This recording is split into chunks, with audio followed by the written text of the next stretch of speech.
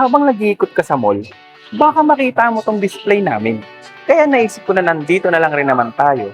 Pag-usapan na lang natin kung bakit maraming clients pa rin na manual transmission ang hinahanap. At ito yung display namin. Ito yung ating 2026 Mitsubishi Triton GLX manual transmission. At kung pickup talaga ang gusto mo, ang una talagang mapapansin mo ay yung road presence ng sasakyan. Pickup siya na ready sa kahit anong biyahe. Kaya kung may mga makita kayong sasakyan na naka-mall display, tapos gusto nyong malaman kung ano yung information, lapitan nyo kami para malaman nyo yung information ng sasakyan kagaya ng model, ng down payment, at kung magkano magiging monthly amortization.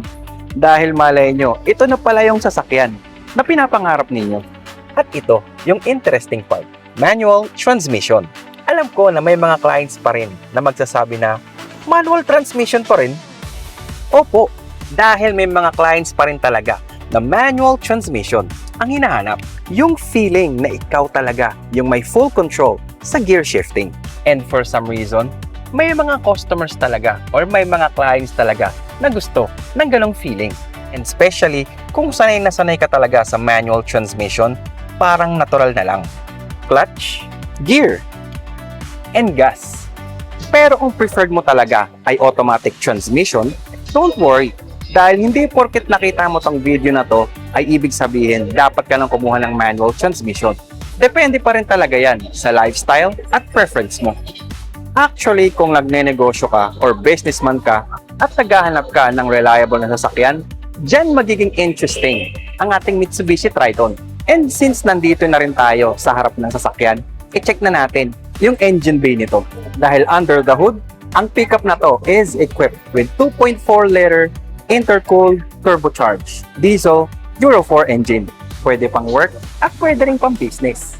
Pickup siya. So kung meron kang kailangang i-transport na mga equipments, materials o supplies para sa iyong business, may purpose talaga kung ganitong sasakyan ang kukunin mo.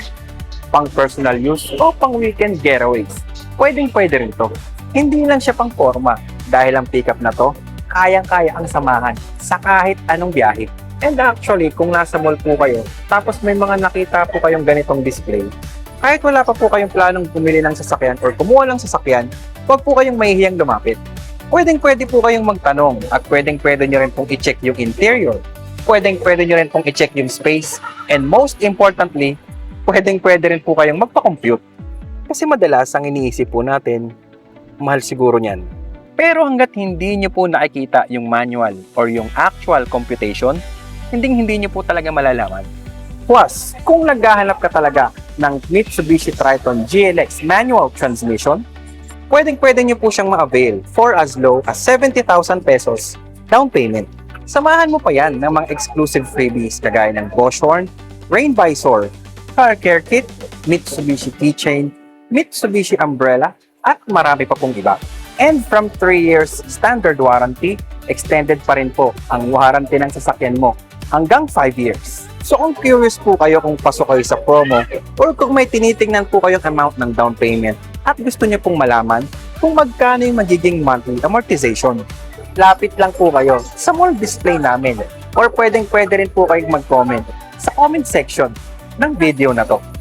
Eman Anastasio nga po pala ang inyong sales consultant here at Mitsubishi Peak Motors, Jose Abad Santos, Tondo, Manila branch. Please don't forget to like, share, follow, and subscribe sa aking YouTube channel. Back to the mall duty muna tayo, guys.